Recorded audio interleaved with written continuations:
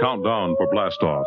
X minus 5, minus 4, minus 3, minus 2, X minus 1. Fire!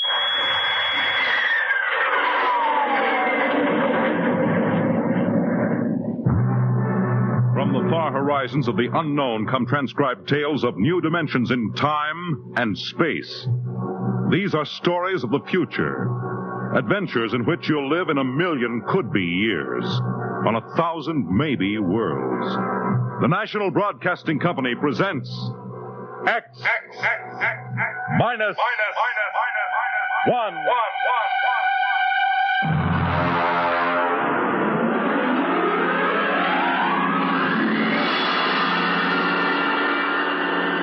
Tonight's story, Mars is Heaven.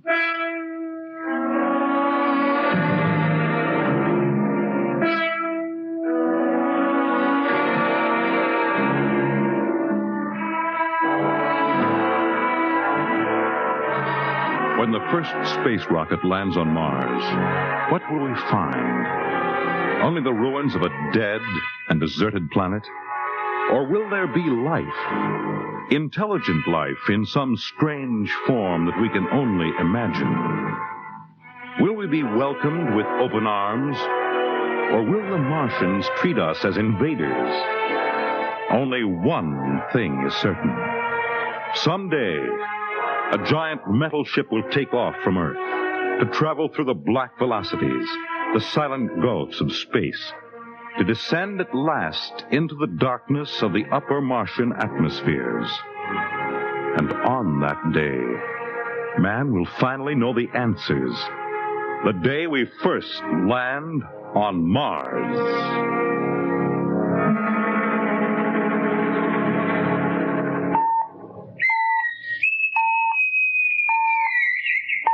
Now hear this. Now hear this. Approaching critical deceleration. Fasten gravity suits. Stand by to land. There it is. We've intersected the course vector, sir. All right, Mr. Lustig. Over to manual control. Aye, sir. Masters, sound general quarters. Aye, sir. Mr. Lustig, what do you make of the terrain? There seems to be a heavy ground, Miss Captain. We won't be able to use the infrared lights. And we'll have to come in on radar. Isn't that a little risky, sir? Landing in the dark? I'd rather run the danger of a blind landing, Lieutenant, than come in without the cover of darkness. Remember, we don't know what kind of reception is waiting for us down there. Airspeed 500. Altitude now 4,000. Bridge to engine room. Stand by for deceleration. Fire forward tubes 1 and 3.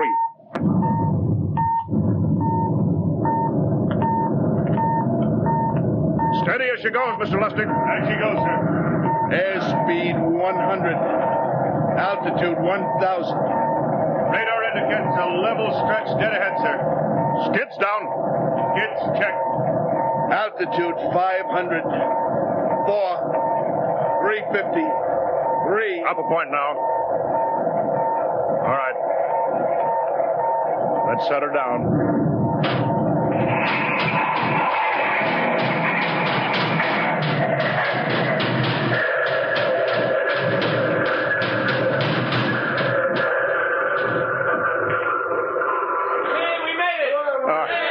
Cut the power.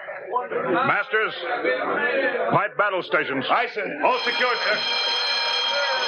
Well, gentlemen, we're now on Mars, April 20th, 1987, 4:33 Greenwich time. Enter that in the log, Masters. Aye, sir. Well, gentlemen, it's less than 2 hours till dawn. As soon as it's light, we'll send out a landing party. Masters, get me an all-over hookup. We're all set, Captain. Now hear this. All right, men. The smoking lamp is lit. Well, we're on Mars. The first manned ship from Earth to land here. We don't know what we're going to find or what dangers we may face. We're 17 men on an alien world. And it's up to us whether we ever get home again. The next few hours should tell the story. And I want instant obedience to all commands. I'll court-martial the first man who doesn't jump to when he's ordered. And one other thing. We may be on Mars, but this is still a United States naval vessel. Officers will conduct a personal and weapons inspection in 1 hour. That's all. An inspection, Captain? Now? Mr. Lustig, we've got an hour and a half to sweat out before we find out what's outside that airlock. I'd rather have a man worried about his stripes than about what's waiting outside on Mars.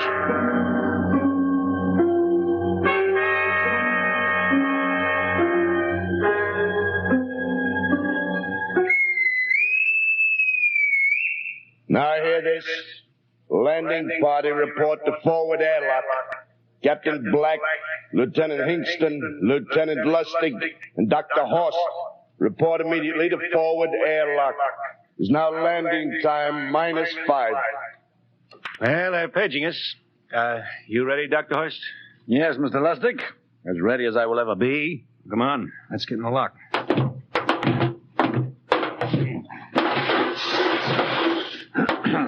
Hingston, Lustig, and Horst reporting in the airlock. Very well, sir. The captain will join you. 4 minutes to go. At least the captain would get here.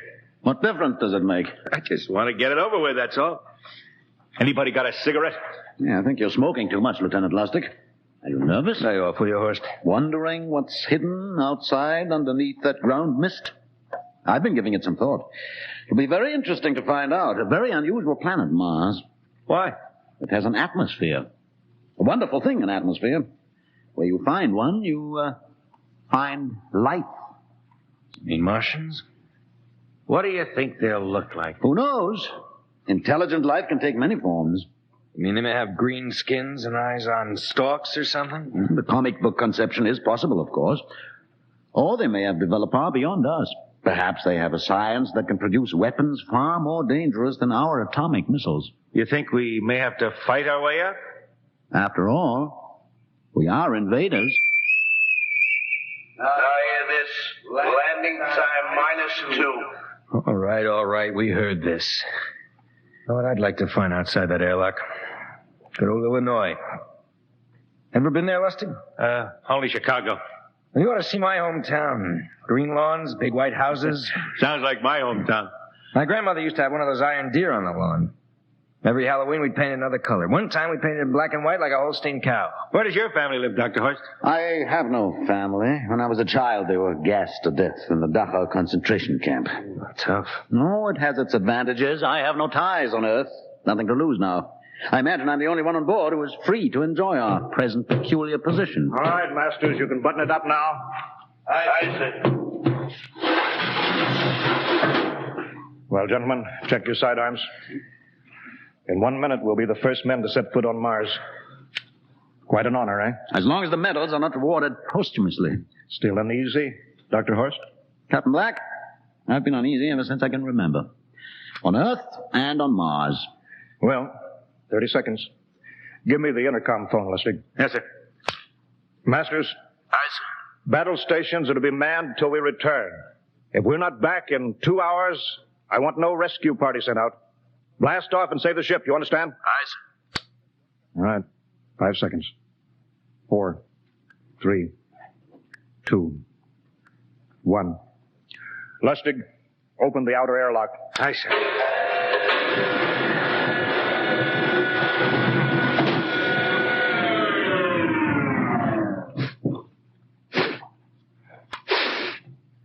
It's fresh air. Let's go. All right, now, take it easy. It's too dark to move fast. Quiet, isn't it? Not even a wind. Can't see anything from this ground mist. Quiet. We don't know what's out here. All right, come on. What the quiet? I could swear that sounds like a rooster.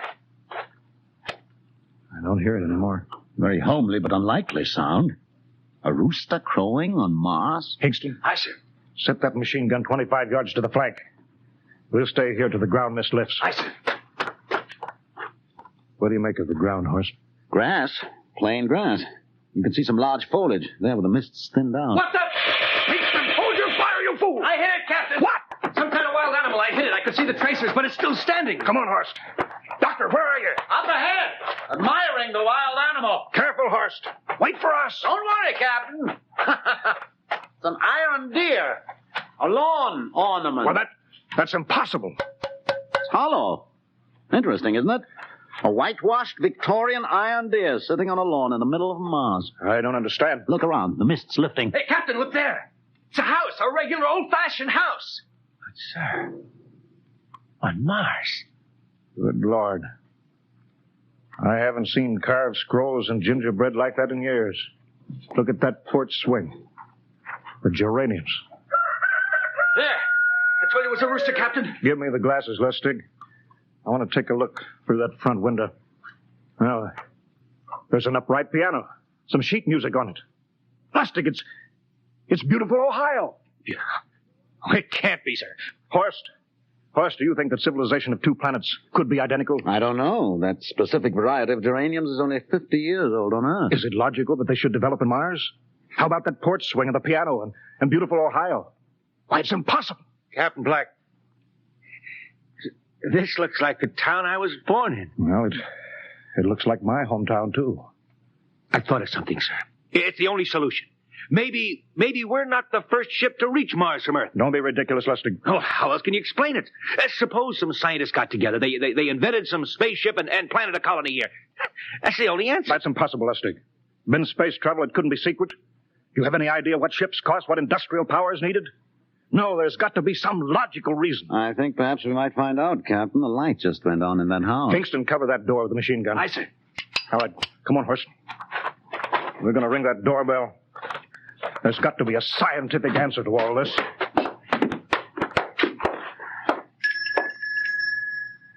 And there's something moving in there. Stand back, Horst. Give me a clear shot. Are you sure a bullet can stop a Martian? Steady now. Can I help you? We... If you're selling anything, it's much too early. No, wait just a minute. What town is this? What do you mean? Are you census takers? No. We're strangers here. We want to know how this town got here. Is this a game? No, it's not a game.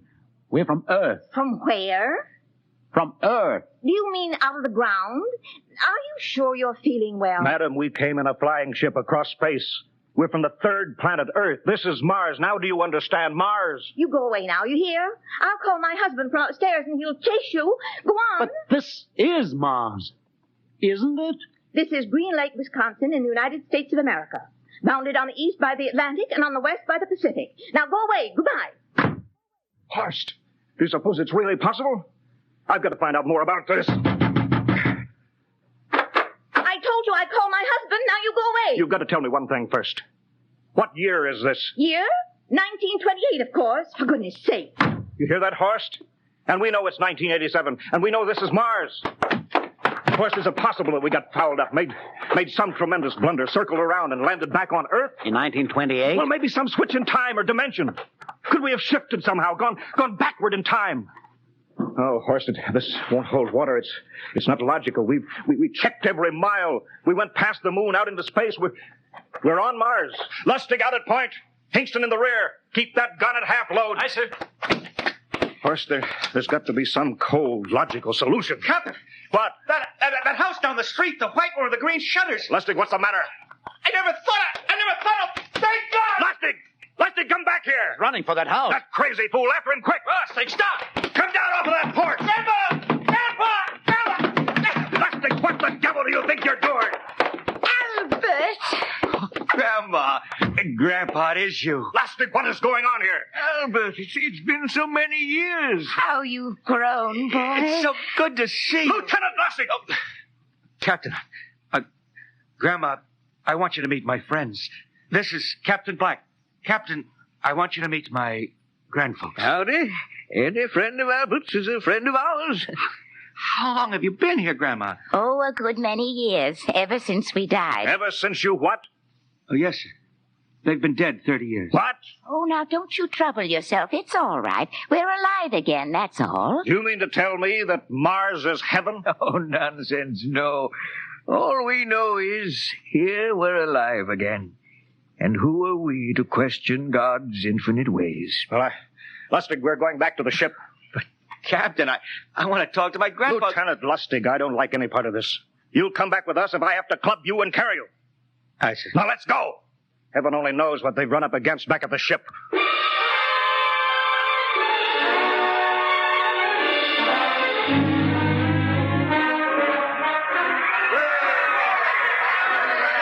First, look at that crowd around the ship. Looks like we're being welcomed with a celebration, Captain. Celebration! They've abandoned ship. Every port is open. No guard set. You masters! Hiya, Captain. Meet my old dad. Dad, that's Captain Black. He's not a bad guy for naught. Higston! What's it? Bring that man back. Use force if you have to. Excuse me, sir. There's my Uncle George. Higston! I'll be right back, Captain. Uncle George. What the devil is going on here? sir? They've all found friends and relatives. They're all here. Right, Captain. I found it. The whole crew's out in the crowd. But I gave orders. Definite orders. You don't understand, Captain. I understand mutiny. I don't care how many relatives show up. I'll have discipline. Johnny! Johnny, you old son of a gun! It's you. Edward. Yes. It can't be. Oh, of course it is. Johnny, Ed. you old... Ed. Dr. Horst. This is my brother, Edward. How do you do? Hello, sir. It's wonderful to see you, Edward. Look, I've got to get back to my ship. Oh, Johnny, wait. I almost forgot. Mom's waiting at home. Mom. Yeah, and Dad, too. Mom and Dad are alive? Then you're real, Ed. Well, of course. Don't I feel real? How's that, huh? Why, Ed! We've got lunch for you, Johnny. Mom's making corn fritters. Dr. Horst, haven't you found anybody? No, Captain. I have nobody. Well, then you come on home with me, right, Ed? Why, sure. Horst, you wouldn't believe it, but it's been 35 years since I had Mom's corn fritters. By George, 35 years.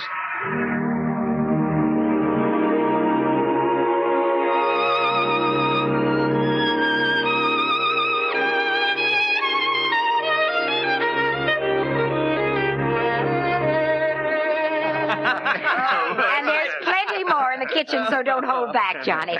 You too, Dr. Horst. Well, Johnny, you're still in the Navy, huh? That's right, Dad. I'm in command of the ship. We're an old Navy family, Dr. Horst. All three of our boys in the service. Yeah, Ed was the best pilot in the Pacific, too. What did happen, Ed? What's the difference? I'm here now. Yeah, but... You know, it's almost perfect. All we're missing is your brother Will. Then the whole family could be together. Well, it won't be long, Mom. Will's in charge of the XR-54. Next rocket coming out to Mars. Oh. Well, little Will. When does he leave, Johnny? Well, the takeoff's scheduled for September, but it depends on what we report. Oh, yeah. There's no question about that now, huh? No. Christmas together again. That'll be something. Sure will, yes, sirree. Well, this calls for a celebration. How about a little of the old dandelion wine, eh, Johnny? Now, Father, don't you go giving Johnny too much wine. He's a big boy now, Mother. Well, sir, isn't everything just fine? Just fine.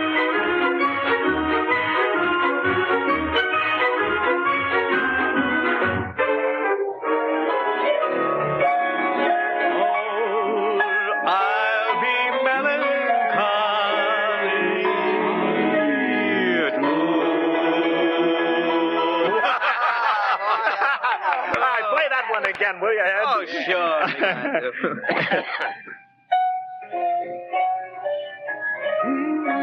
Well, Dr. Horst, what are you doing sitting over here alone? What do you think of my little family? Very nice. You know, I can't understand why you didn't find any folks here, Dr. Horst. It's just a shame everybody else is so happy. Well, I never remembered my family, Mrs. Black. All I know is they were gassed at Dachau during the Second World War. When I was liberated, I was in delirium 3 months. I cannot remember anything before then. A psychiatric phenomena. Oh, that's terrible. Isn't there anything anybody can do? I don't want to remember. I have not had a pleasant life. I prefer to be free of emotional entanglements. They interfere with a scientific approach. Oh, I'm sorry, Dr. Horst.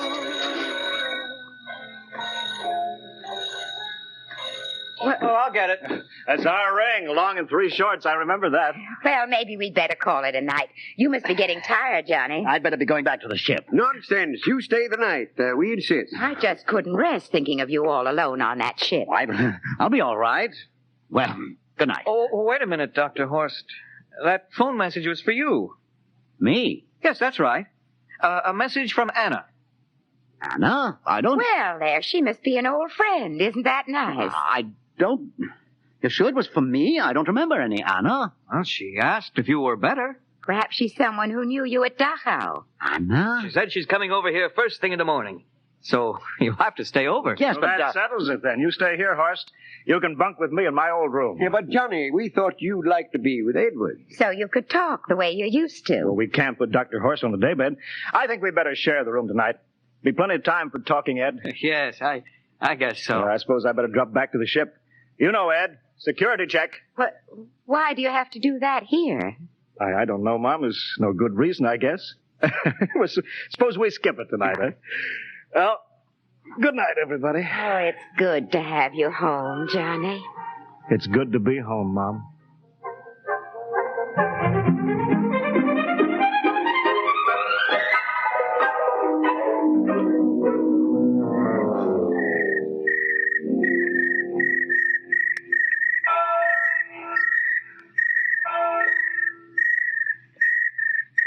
Captain Black. Huh?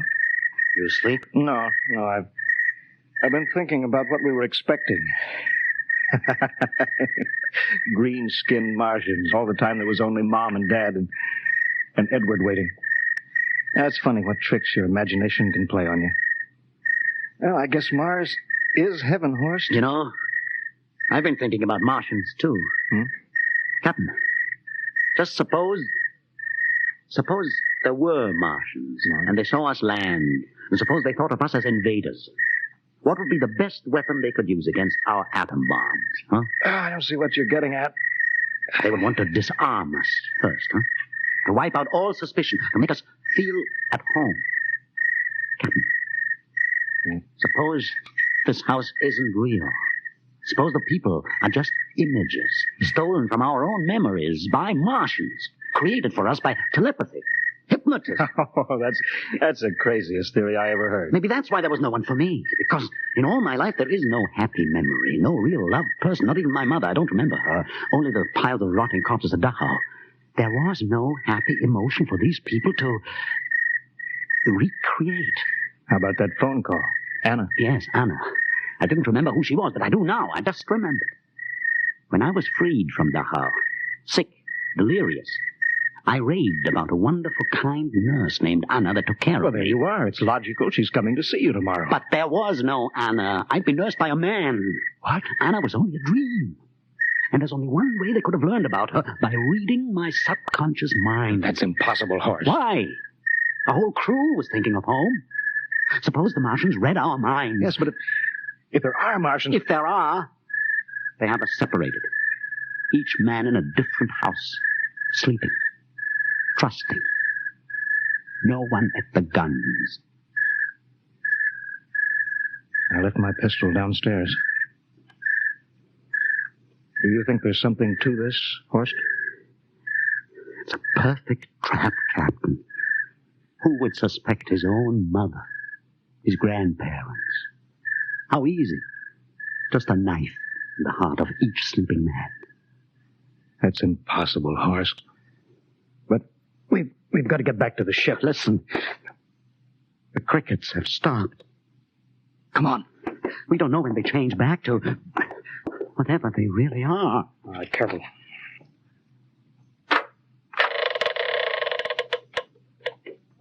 Where are you going, John? Ed, we wanted a drink of water. That's all, Ed. You're not thirsty, John. You don't want a drink. Look out!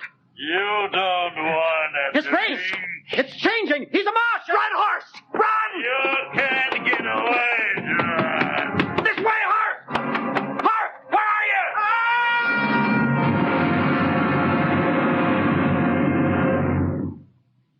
Hello? Hello? Can you hear me, Earth? This is Captain John Black, the XR-53 calling for Mars. I've locked myself in the ship, but they've crippled it. I can't take off or fire the guns, and they're coming for me now, the Martians. I'm all alone here. All the rest are dead. Hinkston, Lustig, Dr. Horst. Poor Horst, he didn't even reach the door. Listen! They're trying to break through the hull. Edward and Mom and Dad and all the folks. But they're changing now. They're melting and changing back into... They're Martians. Can you understand? Martians, not men. They made us think that Mars was heaven and we fell into the trap. Can you hear me, Earth? You've got to stop the next rocket. Listen, tell my brother Will. Tell my brother not to come. They'll trap him too. They'll kill them all. Hello? Hello? Can you hear me, Earth? This is John Black on Mars. Hello, Earth. This is John Black on Mars. Hello, Earth. Hello, Earth.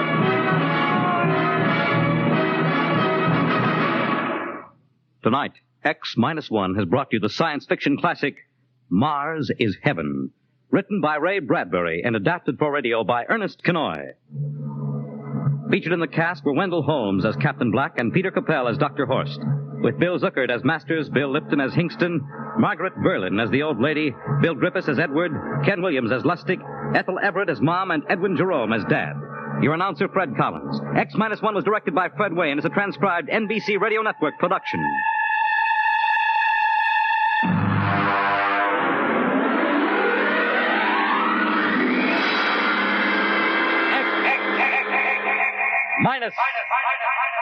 X-1.